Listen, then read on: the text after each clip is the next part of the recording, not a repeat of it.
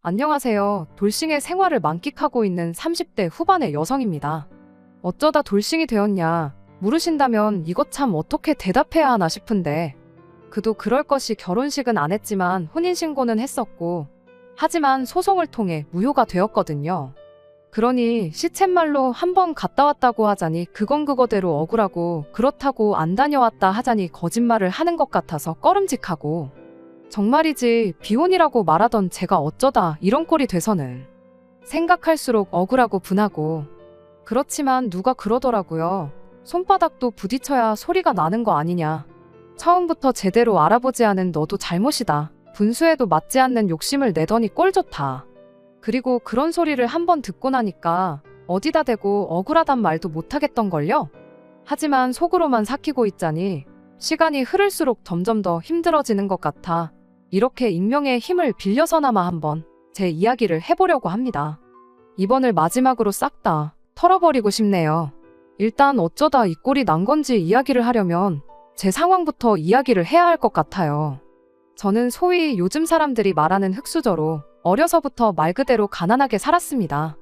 게다가 그런 와중에 저희 아버지께서 워낙 마음이 약하시고 귀가 얇으시다 보니 이리저리 사기도 몇 번이나 당하셨지요. 그러니 제 입장에선 매번 그런 아버지 때문에 괴로워하는 어머니를 보는 것 자체가 고문이나 다름없었고, 뭐 밑으로 남동생도 둘이나 있지. 그러니까 그냥 하루빨리 사회생활을 시작해서 돈을 벌어야 한다, 그런 생각만 하게 되더라고요. 그래서 실제로 고등학교를 졸업하기가 무섭게 대학은 무슨, 바로 집에서 멀지 않은 곳에 위치한 중소기업에 취직을 했어요. 그리고 이것도 그나마 제 형편을 안쓰럽게 여기신 담임 선생님께서 다리를 놔주신 덕분에 들어갈 수 있었던 거예요. 그런데 이런 걸 팔자라고 하는 건지는 모르겠지만 전 제가 직장 생활만 시작하면 그래도 그럭저럭 저희 가족이 좀 편하게 살 수 있을 줄 알았거든요. 하지만 웬걸요. 제가 취직하고 얼마 지나지 않아부터 아버지가 편찮으시기 시작하셨어요. 병원을 가봐도 이유를 못 찾는데 아버지는 계속 온몸이 쑤신다, 머리가 아프다. 그리고는 그나마 다니시던 직장까지 관두셨으니 졸지에 저는 가장이 되었고, 그렇게 저희 부모님과 두 동생까지 전부 다 부양을 하게 되었습니다. 버는 족족이 다시 가족을 위해 써야만 했고, 그러다 보니 빚을 지지 않는 게 다행이다 싶을 정도로 아슬아슬한 날들의 연속이었죠. 그리고 그 때문에 마치 19살에 제가 자연스레 대학을 포기했던 것처럼 결혼은커녕 연애조차도 점점 미루게 되더라고요. 참고로 그렇다고 해서 제가 처한 상황을 원망하거나 불평해 본 적은 없습니다. 제 성격이 원래 그래요. 제가 불평불만을 토로해서 달라지는 거라면 모를까, 그런 게 아니라면 굳이 입 밖으로 싫은 소리를 내서 뭐 하냐는 거였죠. 그래봤자 결국 제 주변에 가까운 사람들 마음만 아플게 뻔했으니까요. 하지만 이제와 돌이켜보니 참는 게 능사만은 아니었습니다. 남들 기분만 살필 게 아니라 제 자신부터 챙기고 들었어야 하는데, 아무튼 이런 상황에서 어느덧 시간은 흘러 제 나이 36이 되던 해였어요. 그나마 35까지는 그래도 간간히 건너 소개팅도 들어오고 하더니 그마저도 뚝 끊어지더라고요. 그리고 소개팅을 안 해줄 거면 말이나 말지, 왜들 그렇게 툭하면 만나는 남자는 있냐 없냐, 듣기 싫어 있다 하면 결혼은 언제 하냐, 없다 하면 왜 없냐. 정말이지 이래도 스트레스 저래도 스트레스, 말이 아니었지요. 그리고 스트레스가 심해지니까 온몸에 두드러기가 나는 건 물론이고 나중엔 탈모까지 오대요. 그래서 결국 어쩔 수 없이 회사를 관뒀습니다. 평소에 저를 좋게 봐주셨던 사장님께선 관둘 것까지 뭐가 있냐, 좀 쉬다 와라 하셨지만 아무래도 다른 직원들 눈도 있고 하니 관두는 게 제일 깔끔하더라고요. 그리고 확실히 관두고 나니까 처음에 한두 달은 좀 살 것 같았어요. 말 그대로 숨통이 트이는 기분이었죠. 하지만 그 또한 오래가지는 않았습니다. 이내 불확실한 미래에 대한 근심과 걱정이 하루가 멀다 하고 저를 힘들게 했으니까요. 어른들 말씀대로 노는 것도 놀아본 놈이 놀 줄 안다고. 일을 하다가 안 하니 그것도 고역이더라니까요. 그래서 처음엔 다시 이 회사 저 회사 이력서도 내보고 했는데 아무리 경력이 있다고 해도 나이가 문제가 될 줄이야. 게다가 결혼을 안 했다고 하면 좋아할 줄 알았는데 그럼 이제 곧 결혼할 거 아니냐면서 그걸 또 안 좋게 보는 회사도 생각보다 많은 거예요. 그래서 이런저런 고민 끝에 공무원 시험을 준비하기 시작했습니다. 그리고 수험 과정에 필요한 돈은 고맙게도 동생들이 많이 보태줬어요. 그간 제가 얼마나 자기들을 위해 애썼는지 안다면서 말이죠. 알아주길 바라며 했던 희생은 아니었지만 그래도 알아주니 어찌나 고맙던지. 아무튼 그래서 그렇게 수험 생활을 시작했고 정말 이를 악물고 한 덕분에 1년 만에 합격이란 두 글자를 손에 넣을 수 있었습니다. 그리고 그 무렵부턴 아예 결혼에 대해서도 마음을 접었어요. 내 한 몸 건사하고 살 수 있는 직업도 생겼겠다. 이거면 충분하다 생각한 거죠. 사실 결혼이란 게 그냥 남자 여자 둘이서 서로 좋다고만 될 일도 아니잖아요.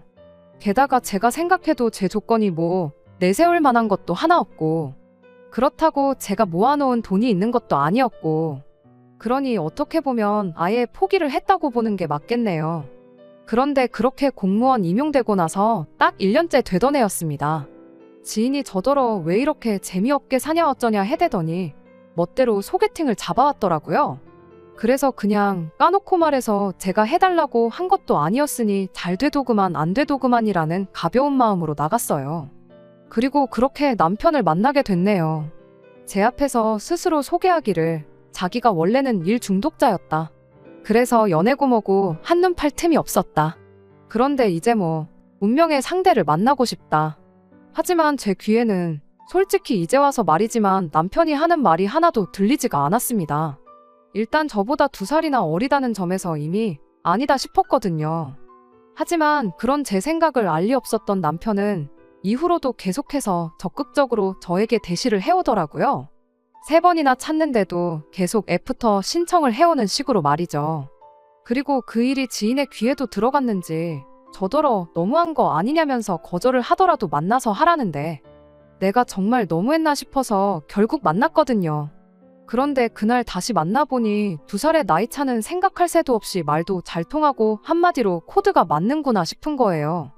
그래서 그날을 기점으로 저희는 급속도로 서로에게 가까워졌고 그렇게 연인 사이가 되었습니다.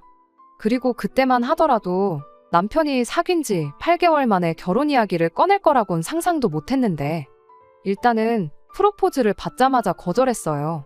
너를 사랑하는 건 맞지만 결혼은 무리라고요. 그랬더니 남편이 그동안 말은 안 했지만 사실 자기가 뭐 한마디로 잘 사는 집 아들이랍니다.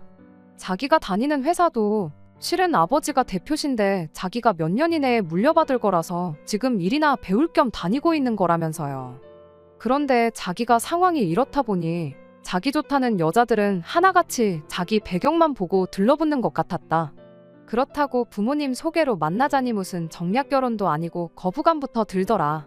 그러다 저를 만났는데 저는 자기 배경 같은 건 하나 신경 쓰지 않고 자기라는 사람만 봐주더라면서 그래서 절대 저를 놓치고 싶지 않다나요? 그리고 그런 남편의 말은 사실 어느 정도 맞는 말이긴 했어요. 애시당초 제가 결혼까지는 생각지를 않았으니 남편의 배경에 크게 관심을 가질 이유가 없었으니까요. 그런데 오히려 그런 이유로 남편이 저랑 결혼할 생각을 하게 되었다니 사람 일이라는 게 참으로 알 수 없는 거다 싶대요. 그리고 한편으론 지금 생각하면 개똥 같은 소리나 다름없다 싶지만 그 당시엔 아마 콩깍지 때문이었겠죠? 그런 남편의 말이 감동적으로 들렸던 게요. 그래서 결국 남편의 프로포즈를 받아들였습니다. 하지만 결혼 준비를 하는 내내 마음 한켠에서 피어나는 그 찜찜함이란 왜 그런 거 있잖아요. 도대체 이 좋은 조건의 남자가 왜 하필 나 같은 여자랑 결혼을 하려고 드는 걸까? 그리고 이런 고민을 그때도 차마 가까운 사람에겐 털어놓지 못하고 익명의 힘을 빌려 얼굴도 모르는 몇몇 사람들에게 털어놓으며 조언을 구했었는데 누가 그러대요? 제 자격지심 아니냐고요. 그런데 그 말도 맞다 싶었던 게 남편 말대로라면 정말 저는 남편의 조건에 비하면 너무 하찮고 보잘것없는 한마디로 급이 안 맞는 사람이었으니까요. 자격지심이 없었다면 오히려 제 자신이 뻔뻔하게 느껴졌을 거예요. 그리고 그렇게 대부분이 비슷한 의견을 내던 중 또 다른 누군가가 하는 말이 정말 남편의 조건이 다 맞긴 한 거냐? 직접 확인은 해봤냐? 그래서 그때 저도 아차 싶은 생각에 제 나름대로 확인 작업도 하긴 했어요. 남편이 일한다는 회사에 직접 찾아가 본다던가 그런 식으로요. 그랬더니 정말 정말로 그 회사 아들이 맞긴 하더라고요. 그리고 그렇게 제 눈으로 직접 확인까지 하고 나니 마음이 놓이면서도 한편으론 또 한숨이 나오는, 한마디로 하루는 천국이었다 하루는 지옥이었다, 말 그대로 감정이 너를 띄었죠. 게다가 그뿐만이 아니었습니다. 남편이야 그렇다 치더라도 시부모님은 또 입장이 다르실 수도 있잖아요. 사실 부모 입장에선 자기 자식 옆에 누구를 데려다 놔도 성에 차지 않는 법이니까요.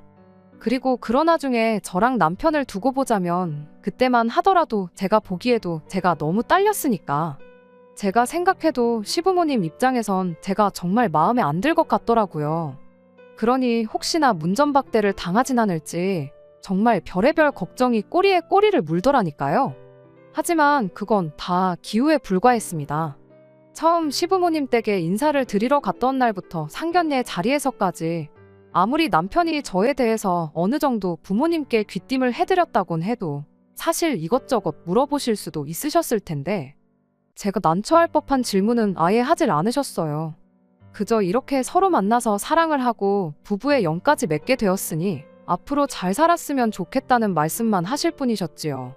게다가 혼수고모고 아무것도 해오지 말라고 대신에 친정 부모님하고 여행이라도 한번 다녀와라 하시는데, 이런 시부모님도 세상에 있구나 싶은 게 이게 다 무슨 일인가 싶더라니까요.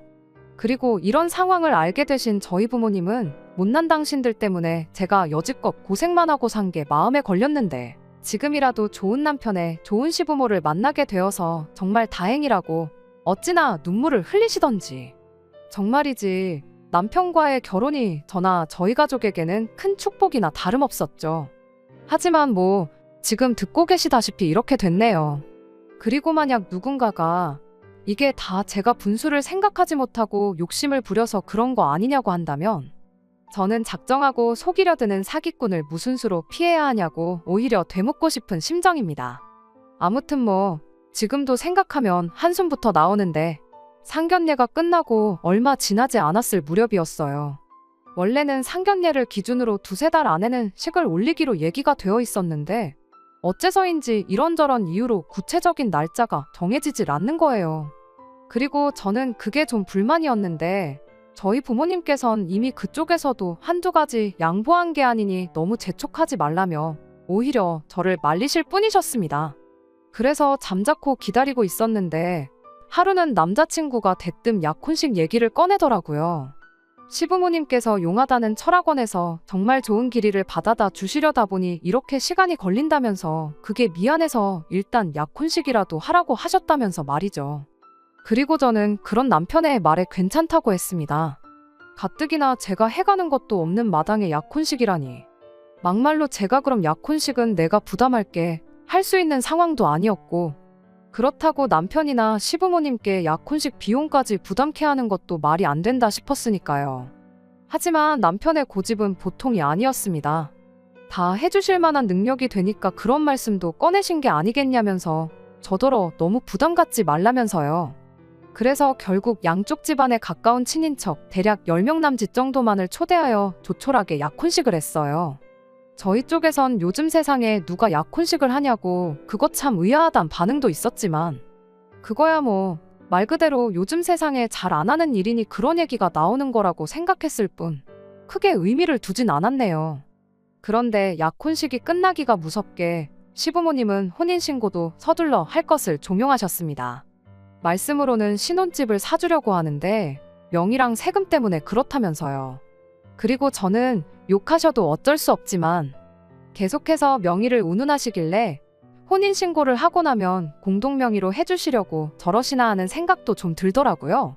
그런 게 아니라면 솔직히 혼인신고를 하면 일만 더 복잡해지는 거 아닌가 싶었으니까요. 하지만 시부모님은 계속해서 당신들이 다 알아서 할 거니까 저는 신경 쓸 거 없단 식으로 나오셨고, 그래서 결국 자의반 타의반으로 혼인신고까지 했네요. 그런데 집을 사준의 명의가 어떻네 하실 때는 언제고 정작 해주신 집은 서울에 있는 작은 빌라, 그것도 자가가 아니라 전세였습니다. 말씀으로는 회사 사정으로 갑자기 자금이 묶였다는데 막말로 그거야 제가 뭐 확인할 수도 없는 부분이었고, 그저 하루가 멀다 하고 혼인신고 타령을 하시던 분들이 하루아침에 태도를 달리하시니 그 부분에 있어서 좀 실망이 컸죠. 하지만 동시에 저는 사람들이 하는 말처럼 정말 빈손으로 시집 온 상황이었기에 제 목소리를 낼 수가 없었거든요. 그러니 그냥 어쩔 수 없지 생각하곤 불평불만 그 어떤 한마디도 입 밖으로 내지 않았습니다. 때가 되면 어련히 알아서 해주시겠지 생각하면서요. 그리고 여기까지 들으셨으면 그럼 뭐 집 때문도 아니고 도대체 뭐 때문에 남편이랑 이 꼴이 난 거냐 하실 텐데, 제가 남편과 그냥 이혼도 아닌 혼인무효 소송까지 하게 된 이유는 바로 아이 때문이었습니다. 시부모님이 전셋집을 구해주시고 얼마 지나지 않아 결혼식 날짜도 받아오셨어요. 그리고 그 무렵 이제 저희 친정부모님이 아버지 건강 문제도 있고 하여 도심에서 좀 떨어진 지역으로 이사를 가시게 되었거든요. 그랬더니 어머님이 잘 됐다면서 이참에 저희더러 살림을 합칠하시대요. 어차피 이미 혼인신고도 되어 있고 얼마 안가 결혼식도 올릴 건데 그깟 살림 좀 한두 달 일찍 합친다고 흉될 거 하나 없다시면서 말이죠. 그리고 그땐 어머님의 그런 말씀이 어느 정도 일리가 있다 싶었습니다. 실제로 생각보다 이른 시기에 친정부모님이 이사를 계획하시게 되면서 저도 나름대로 고민이었거든요. 결혼식 전까지 그거 몇 달 살자고 집을 구해야 하나 싶기도 했고, 그래서 결국 어머님 말씀대로 남편과 살림을 합쳤습니다. 그리고 처음 며칠 동안은 정말 즐거웠어요. 사람들이 말하는 신혼의 재미가 이런 건가 싶을 정도로 남편이랑 눈만 마주쳐도 웃음이 절로 나오고 먹지 않아도 배가 부른 것 같았죠. 하지만 이 행복은 오래가지 않았어요. 살림을 합친 지 2주쯤 되던 어느 날 남편이 웬 어린아이를 집에 데리고 왔더라고요.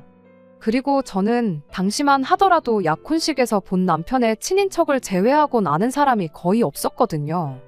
그래서 남편에게 누구냐고 물으니 자기 사촌 누나네 아이랍니다. 그런데 사촌 누나가 여행을 가서 자기가 며칠 동안 봐주기로 했다나요? 본 적 없는 사촌 누나의 아이를 그것도 며칠씩이나 봐주기로 했다니. 그것도 저랑 상의 한마디도 없이. 좀 황당하기도 하고 한편으론 기가 막히더군요. 하지만 이미 데리고 온 아이를 어쩌겠어요. 남편더러 기왕 데려왔으니 잘 챙겨주라 했지요. 나중에 사촌 신우 입에서 서운한 소리라도 나오면 서로 껄끄러우니까 그런 말 안 나오게 신경 써주라고요. 그리고 뭐 솔직히 저는 더 이상 그쪽엔 신경 쓰지 않았습니다. 당장 저는 제 일로도 정신없이 바쁜 때였으니까요. 그런데 며칠만 봐준다더니 어느새 2주를 넘어갔고 시부모님은 저에게 황당한 요구를 해오셨습니다. 사촌 신우한테 일이 생겨서 앞으로도 2달은 더 봐줘야 할 것 같다 하시더니 이참에 저더러 공무원을 관둘하셨거든요. 전 진짜 제가 뭘 잘못 들은 줄 알았어요. 그래서 그게 지금 무슨 말씀이시냐고 되물었더니 남편도 저도 너무 바쁘니까 애가 정부칠 데가 없지 않냐면서 불쌍하지도 않냐시대요. 그리고 그런 어머님 말씀이 저로서는 좀처럼 납득이 되질 않아서 어차피 2달 있으면 갈 아인데 왜 정이 들어야 하냐. 고작 그런 이유 때문에 저더러 일을 관두라고 하시는 건 말이 안 되는 것 같다 했습니다. 그랬더니 어머님께선 아주 못마땅한 표정으로 그래도 사람 일이라는 게 모르는 거라는 알쏭달쏭한 말씀만 하시더라고요. 그리고 뭐 그런 어머님의 반응이 어지간히 신경 쓰이긴 했지만 그렇다고 해도 제 일을 관둘 수는 없었기에 저도 그때만큼은 눈치고 뭐고 다 팔아먹은 사람 마냥 제 뜻대로 밀고 나갔어요. 그랬더니 결국 남편이 출근길에 아이를 시댁에 맡기고 퇴근할 때 데리고 오고 전 속으로 남의 자식을 데리고 저게 뭐 하는 짓인가 싶었죠. 막말로 친조카도 아니고 무슨 사촌조카한테 저렇게 쩔쩔매나 싶은 게 좀 지나쳐 보이기도 했고요. 그런데 결국 결혼식을 일주일 앞둔 시점에 모든 사실이 말 그대로 뽀록 났습니다. 그날도 저는 평소처럼 출근을 했어요. 그런데 전날 뭘 잘못 먹기라도 했는지 출근길에서부터 배에서 꾸룩꾸룩 소리가 끊이질 않더니 급기야 점심 무렵에는 식은땀이 줄줄 흐르는 거예요. 그러니까 옆에서 보다 못한 상사가 오늘은 일찍 퇴근하라대요. 아픈 사람 일 시키는 못돼 처먹은 상사라는 소리는 듣기 싫다면서요. 그리고 뭐 저도 평소라면 아니라고 어떻게든 버텨보려고 했을 텐데 그날만큼은 뭐 그냥 다른 생각 자체를 할 수가 없더라고요. 그래서 그냥 죄송하다 하고 불이 났게 집에 왔습니다. 현관문을 들어서기가 무섭게 화장실로 향했고 그렇게 정말 대여섯 번은 들락날락거렸나.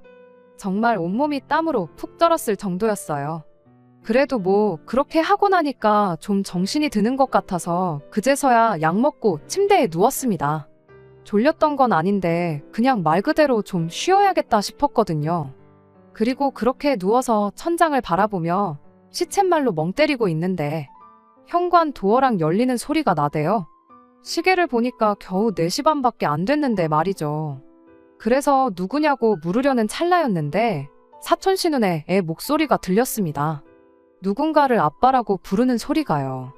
그리고 또다시 상황 판단을 하기도 전에 저희 남편의 목소리가 이어졌는데 하는 말이 가관이 돼요. 집에서는 아빠라고 부르면 안 된다니까 라고 했으니까요. 더 이상 뭐 들을 것도 생각할 것도 없었어요. 그래서 당장이라도 따지려 나가려는데 동시에 안방문이 열리더니 남편의 그 단추구멍만한 눈이 튀어나올 듯이 커져서는 저를 쳐다보대요. 그리고 그때부턴 뭐 제가 뭐라고 따져묻기도 전에 남편이 먼저 말 같지도 않은 변명을 늘어놓기 시작했습니다. 애가 요새 유치원에서 이상한 말을 배워왔다느니 뭐 역할놀이를 했다느니 하는 말 그대로 헛소리를요. 기가 막혀서 뭐라 대꾸조차 하고 싶지 않더군요.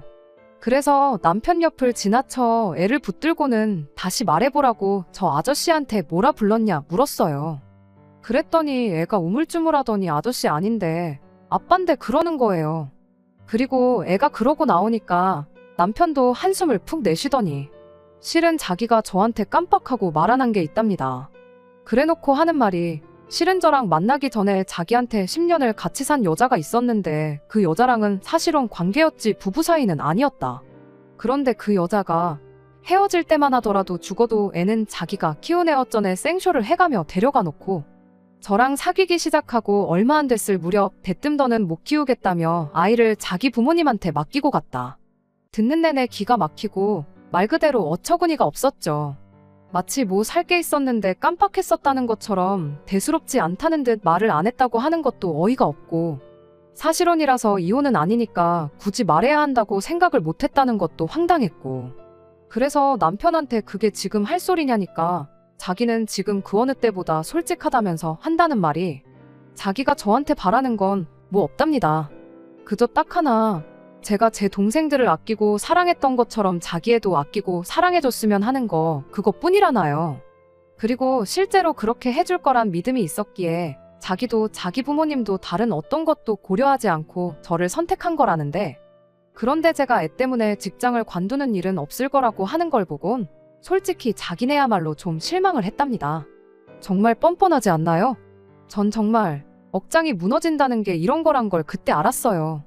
그리고 그렇게 1시간 가까이 대화랄지 싸움이랄지 아무튼 이어가다가 결국 남편이 시부모님께 연락을 드렸습니다. 걸렸다. 아내가 다 알았다는 한마디와 함께요. 그랬더니 뭐 30분이 되기도 전에 두 분 다 저희 집으로 오셨더라고요. 특히 어머님은 평소에 어머님의 트레이드마크라고 할 수 있는 뽕머리와 빨간 입술까지 잊으신 채 허둥지둥한 모습으로 오셨지요. 그리고 전 솔직히 두 분이 남편만큼이나 저에게 미안하다고 말씀하실 줄 알았는데 오히려 이제 뭐 다 들켰다 후련하다 그런 심정이셨는지 아주 당당하게 저에게 아이 양육을 강요하기 시작하셨습니다. 이미 혼인신고까지 한마당에 그럼 남편애도 제 애나 마찬가지라고. 기왕 이렇게 된 거 눈 딱 감고 애만 잘 키우라나요? 그리고 저는 당연히 그렇게는 못 산다 싫다 했습니다. 그랬더니 아버님은 마구잡이로 화만 내시고 어머님은 같은 여자로서 하는 말이라며 이혼녀 딱지 달고 그 월급 200 주는 공무원 하며 사느니 사모님 소리 들어가며 사는 게 100배 1000배 낫지 않겠냐. 애도 뭐 엄마 손 타는 나이만 지나가면 선생님 붙여주고 하면 되는 거 네 속 썩을 일 없게 해주겠다.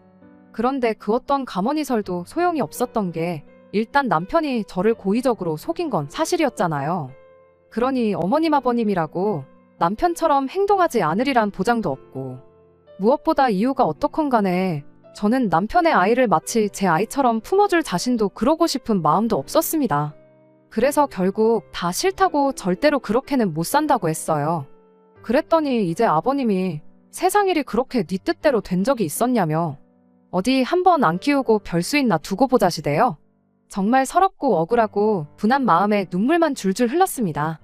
비록 시부모님한텐 죽어도 못한다고 내지르긴 했지만 혼인신고까지 다 한마당에 제가 뭘 할 수 있을지 감도 안 오고 이래저래 말 그대로 미쳐버리겠다 싶었죠. 하지만 이튿날 혹시나 하는 마음으로 변호사 사무실을 찾으니 하는 말이 걱정 말라더군요. 누가 봐도 사기 결혼인 만큼 혼인무효까지도 가능할 거라면서요. 그런데 원래 법정에 가면 온갖 추한 꼴을 다 본다더니 저나 남편도 별반 다르게 없었습니다. 남편 쪽 변호사는 남편이 저를 너무 사랑해서 사실을 밝힐 수가 없었다는 개소리를 해대며 말도 안 되는 억지를 써댔거든요. 하지만 어쨌든 지리한 다툼 끝에 제가 이겼어요. 사실 애시당초 제가 질 거라곤 생각조차 안 했기에 이기고도 왠지 허무한 마음이 컸지만요. 아무튼 남편은 그 이후로도 저에게 그래도 저를 사랑했던 마음만큼은 진심이었다며 잘 생각해보고 다시 돌아와 달라 했지만 저도 남편을 진심으로 사랑했었기에 더더욱 돌아갈 수 없었어요. 너무나 크게 깨져버린 신뢰를 다시 어떻게 세워야 할지도 모르겠고 그렇다고 평생 저를 향한 남편의 마음을 떠보고 시험하고 저 사람이 또 나를 속이고 있는 건 아닌지 불안해하며 살고 싶지는 않았거든요. 그리고 뒤늦게서야 이 모든 사실들을 알게 된 저희 가족들은 하나같이 붕괴했고 동시에 자기들 때문에 제가 인생에서 너무 많은 것을 놓치고 희생하며 산 것에 대해 미안하다며 눈물을 보였습니다. 그리고 그런 가족들의 모습을 보는 건 남편과 헤어지는 것보다 훨씬 더 가슴 아프고 속상한 일이었지요. 제 인생에 어쩌면 남편이나 결혼 같은 건 더 이상 없을지도 모릅니다. 하지만 이제 정말 더는 요만큼의 미련도 없어요. 그저 제가 처한 상황에서 욕심내지 않고 제가 맡은 일을 묵묵히 해나가며 그렇게 하루하루를 소중히 보내고 싶을 뿐이네요. 끝까지 들어주셔서 감사합니다. 오늘의 사연은 여기까지입니다. 구독과 좋아요, 알람 설정 부탁드리고 더 좋은 사연으로 다시 찾아뵙겠습니다. 감사합니다.